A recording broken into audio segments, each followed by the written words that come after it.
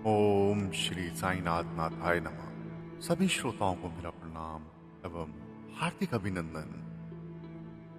मित्रों, आज गुरु पूर्णिमा है। आप सभी को गुरु पूर्णिमा की बहुत बहुत शुभकामनाएं। मित्रों, बाबा कहते हैं, अगर तुम जीवन में शांति चाहते हो तो सबसे पहले मन को शांत करो। हर परेशानी का हल बाहर नहीं, अंदर होता है। जब तुम खुद को समझने लगते हो तभी ईश्वर को पहचानने लगते हो। साईं का मार्ग सेवा, श्रद्धा और सबूरी का मार्ग है। जिसने इन तीन बातों को अपना लिया, समझो उसने साईं को पा लिया। जब रास्ते बंद लगें तब याद रखना, साईं कभी दरवाजे बंद नहीं करते। वो बस तुम्हें बेहतर रास्ता दिखाने के लिए दिशा बदलते हैं। मन में बुराई होगी तो हर इंसान दुश्मन लगेगा, लेकिन साईं की नजरों से देखोगे तो हर चेहरा प्रेम और करुणा से भरा मिलेगा। जो सच्चे दिल से साईं को पुकारता है, उसका हाथ साईं कभी नहीं छोड़ते। साईं ना दूर हैं ना अलग, बस तुम्हारे विश्वास में बसे हैं। साईं कहते हैं, मैं हर रूप में तुम्हारे साथ हूं, बस श्रद्धा रखो और सबूरी से चलो। यही जीवन का सबसे बड़ा मंत्र है। मित्रों, क्या कोई ऐसा इंसान होगा जो जिंदगी में कामयाबी पाने की इच्छा ना करे? कामयाबी का मतलब है इच्छित वस्तु को पाना। इच्छित वस्तु को पाने का बुनियादी मकसद क्या है? बाबा कहते हैं, इच्छित वस्तुओं को पाने का बुनियादी मकसद है आनंद में रहना। दुख और वेदना में जीने वालों के लिए भला कामयाबी का मौका कहाँ मिलेगा? जब आप प्रसन्न रहते हैं तभी तो आपकी शक्ति पूर्ण रूप से काम करती है। यदि आपको आनंद पूर्वक रहना है तो उसकी जिम्मेदारी लेने वाला कौन है? आपके पिताजी, माता, आपके पति, पत्नी, संतान, मित्र, पड़ोसी। आप जिन चीजों की कामना करते हैं उन्हें पाने का मार्ग क्या है? इन बातों पर एक एक करके विचार करें। संध्या की सुरभ्य वेला, पर्वत शिखर पर तैर रहे बादल चोटियों से टकरा रहे हैं। इस पृष्ठभूमि में सूरज पीले रंग में भीग कर डूब रहा है। आप इस रमणीय दृश्य को देख रहे हैं। बताइए, दृश्य कहाँ है? उस पहाड़ पर, आसमान में? इत्मीनान से सोचकर बताइए, इस दृश्य का अनुभव कहाँ घटित हो रहा है? आपकी आंखों के पर्दे पर उसका बिंब औंधा गिरता है और दिमाग को सूचना भेजता है। आपके अनुभव में अब पहाड़ कहाँ है? आपके भीतर ही हुआ ना। आप संगीत सुन रहे हैं, किसी सुगंध का आनंद ले रहे हैं, किसी स्पर्श से आपको सुख मिलता है। यह सब आपके अंदर ही तो घटित हो रहा है। प्रकाश और अंधकार, नाद और सन्नाटा, वेदना और आनंद, सब कुछ आपके भीतर ही घट रहा है। मित्रों, अगर आप आनंद में रहेंगे और प्रेम पूर्वक रहेंगे तो अपने आसपास के लोगों को भी प्रसन्न रख सकेंगे। यदि आप दुख में, मायूसी में डूबे रहेंगे तो अपने इर्द गिर्द रहने वालों की खुशियों को भी बिगाड़ देंगे। आप बड़ी व्यग्रता से पूछना चाहते हैं, आनंद पूर्वक रहने के लिए मुझे क्या करना चाहिए, किसे छोड़ना चाहिए? पत्नी को, बच्चों को, परिवार को।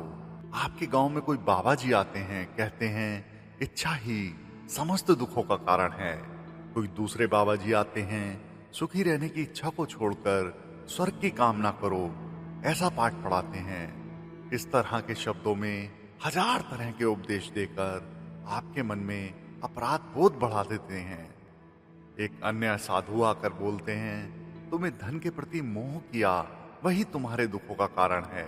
भगवान के प्रति अनुराग करो। मान लीजिए आपके पास 10 करोड़ रुपए हैं। भगवान पर भरोसा करते हुए अगर आप अपना सारा धन गरीबों में बांट देंगे तो क्या उससे दुनिया में शांति छा जाएगी? कल सुबह इस देश के गरीबों की संख्या में आपको मिलाकर एक और इजाफा हो जाएगा बस। हाथ में पैसा होने पर वह किस काम आता है, इतना तो आप जानते ही हैं। लेकिन भगवान से क्या कुछ संभव है और क्या नहीं, इसका अंदाजा या अनुभव आपको नहीं है। मित्रों, हमारी जिंदगी सिर्फ चंद घंटों की है, यह जानते हुए भी धरती पर खिलने वाले फूल खूबसूरत लगने की इच्छा से मनमोहक रंगों में खिलते हैं। आपके प्रति वात्सल्य के चलते हुए धरती भी गुरुत्वाकर्षण रूपी स्नेह पाश से आपको अपनी ओर खींचे हुए है। सूरज से एक निश्चित फासले पर पृथ्वी ने अपना भ्रमण पथ बना लिया है। इसी पथ पर चलते हुए वह सूरज की परिक्रमा कर रही है। पृथ्वी कहीं इस पथ से फिसल न जाए, ऐसी सावधानी के साथ केंद्र में रहने वाला सूरज भी बड़े प्रेम से पृथ्वी को अपनी ओर खींचे हुए है। अगर किसी दिन ग्रहों के प्रति सूरज का लगाव खत्म हो जाए तो क्या होगा, जरा सोच कर देखिए। हाँ, लगाव ना हो तो इस ब्रह्मांड का अस्तित्व नहीं रहेगा।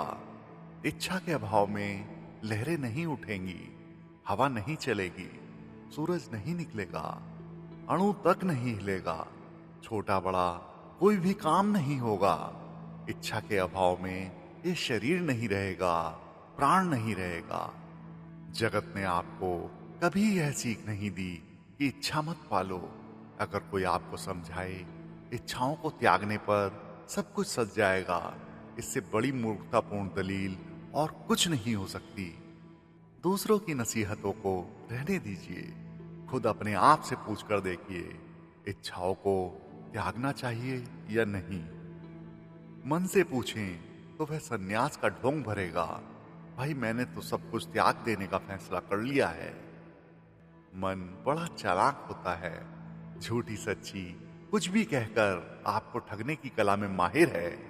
लेकिन शरीर, उसे झूठ बोलना नहीं आता। अपने शरीर से पूछकर देखिए कि आपके अंदर इच्छा है या नहीं। जरा अपनी नाक और मुंह को यूं बंद कर लें कि चंद मिनट तक रंच मात्र भी हवा अंदर न जाने पाए। फिर तमाशा देखते रहिए।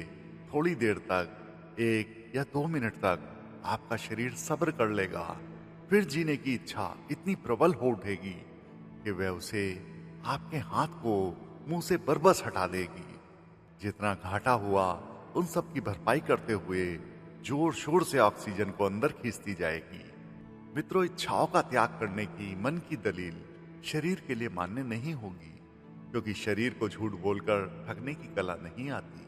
शरीर के अंदर जो अनगिनत कोशिकाएं हैं, उनमें से हर कोशिका का कार्य इच्छा के बल पर चल रहा है। बिना बुलाए मेहमान की भांति अगर एक रोगाणु अंदर घुस जाए तो कोई भी कोशिका आपसे इजाजत नहीं मांगेगी कि हम जिंदा रहें या संघर्ष किए बिना मिट जाएं। हर कोशिका हथियारों से लैस होकर आर पार की लड़ाई के लिए तैयार हो जाती है, इसलिए कि ब्रह्मांड ने उसे जीने की इच्छा दी है।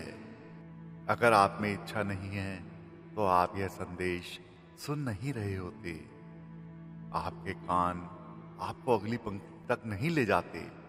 इच्छा के अभाव में आप खड़े नहीं हो सकते, न ही चल सकते हैं, न ही खा सकते हैं।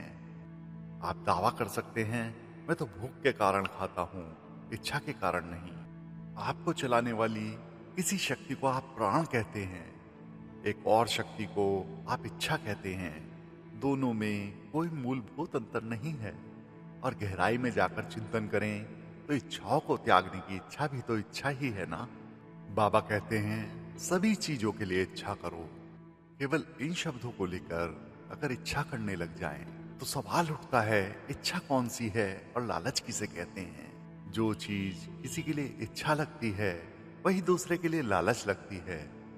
मित्रों, जब तक आपके अंदर तुलना करके आह भरने की आदत बनी रहेगी, तब तक यह भ्रम भी खत्म नहीं होगा। इसीलिए बाबा कहते हैं कि मन में इच्छा तो रखो, परंतु श्रद्धा रखो और सबरी से चलो।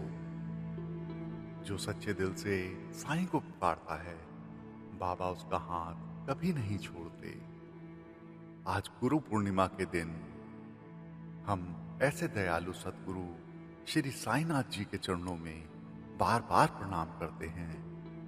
बाबा सबका भला करें। ओम साईं राम।